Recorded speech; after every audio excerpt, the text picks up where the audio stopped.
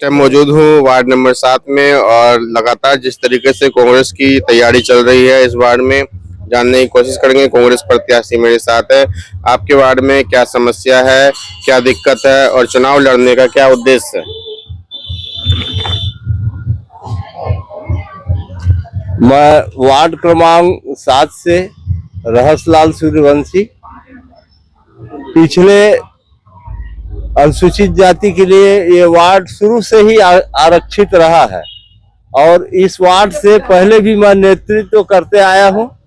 2 बार मेरी पत्नी पार्षद एवं पंच रह चुकी है और 2 बार मैं भी रह चुका हूँ।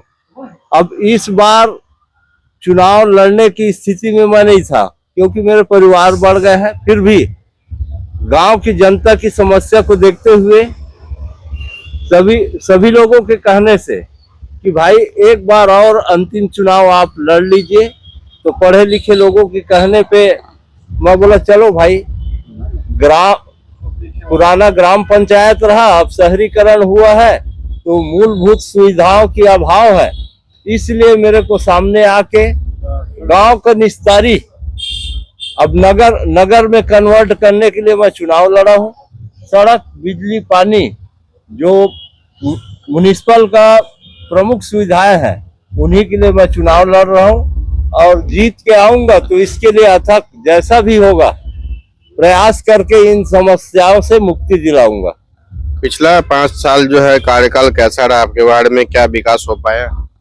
पिछले कार्यकाल में विकास होता तो मेरे को सामने आने का जरूरत नहीं पड़ता क्योंकि मेरी बहू 4 मतों से पीछे हुई थी और मैं अभी जाके घूम के जहां जहां भी आ रहा हूँ, सड़क, बिजली, पानी, नाली, इसका समस्या जो जैसे फैल रहा है वार्ड, वैसे वैसे समस्या का यहाँ विकराल रूप लेता जा रहा है। अभी बीड़ी श्रमिक के उस पार और कॉलोनियां जो बना हुआ है वहां से आया हूँ।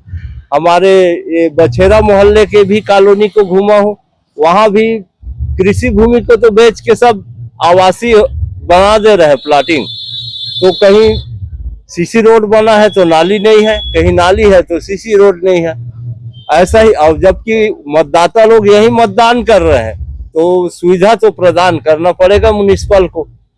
तो ये सारी समस्याएं हैं, इसी को देखते हुए सामने आया हूँ और मैं चाह रहा हूँ कि ये सारे समस्याओं से 5 साल में ही इनको मुक्ति मिल जाए। आगे मैं दौड़ नहीं सकूंगा तो योग्य जो होंगे हमारे बच्चे उन्हीं को आगे करके इस समस्या को और गति दिया जाएगा। यहाँ पे जैसे वार्डों में बहुत सारा योजना सरकार की चलती है, महतारी Vandana Yojana, ration card, Awas Yojana, Ayushman card योजना, क्या ये घर घर तक पहुँच रहा है? पेंडिंग काफी लोग है। अभी बीड़ी श्रमिक से अभी आया हूँ तो कुछ लोग बता रहे थे कि भैया हमारा राशन कार्ड नहीं है, कहीं हमको महतारी वंदन योजना का लाभ नहीं मिल रहा है।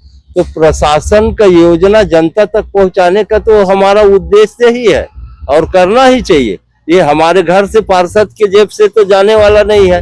ये छोटी छोटी चीजों को ध्यान नहीं दे पा रहा है, पैसा कमाने पर मगन है पार्षद, इसीलिए। और आज तक इतिहास गवाह है, मैं अपने माता पिता का अकेला पुत्र हूँ, अपने पिता से हाथ नहीं फैलाया तो मैं जनता से क्या हाथ फैलाऊंगा। और ये जो मेरा निकला हुआ है कार्यकाल, इससे गांव की जनता भी भली भांति आपको परिचित करा देंगे कि जीवन में हमने पैसा कभी कमाने की कोशिश नहीं किया क्योंकि मैं किसान का लड़का हूं और वैसी हाथ जोड़ के वोट लेता था और वैसी आज भी चाह रहा हूं। कहा गया था स्मार्ट सिटी बनाया जाएगा, बिलासपुर को सभी वार्डों को भी स्मार्ट बनाया जाएगा, जहाँ पे बुजुर्गों के लिए बैठने के लिए पार्क होगा, युवाओं के लिए खेलने का मैदान होगा, सीसीटीवी, वाईफाई, लाइब्रेरी वगैरह खुलेंगे यहाँ पे।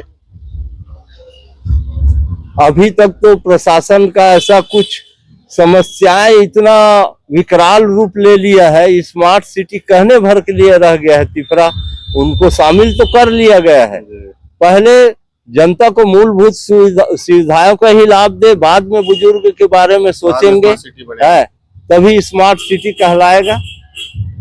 तो साफ साफ कहना है सरकार की, जनता की जो मूलभूत सुविधाएं हैं वो यहाँ तक अभी तक पहुंची ही नहीं, तो स्मार्ट सिटी क्या ही बनेगा। स्मार्ट सिटी तो बहुत दूर की बात है, पहले मूलभूत सुविधाएं तो जनता को यहाँ पे दे दीजिए। और मेरे पीछे देख रहे होंगे रहेश जी है, इस बार जो है वार्ड नंबर जो है 7 से खड़े हैं और लगातार जनता से कहना चाहते हैं कि इस बार अंतिम चुनाव है इनका। इसके बाद जो इसके लिए सही अभ्यर्थी होंगे उनको दिया जाएगा। बिलासपुर से रंजन जायसवाल की रिपोर्ट।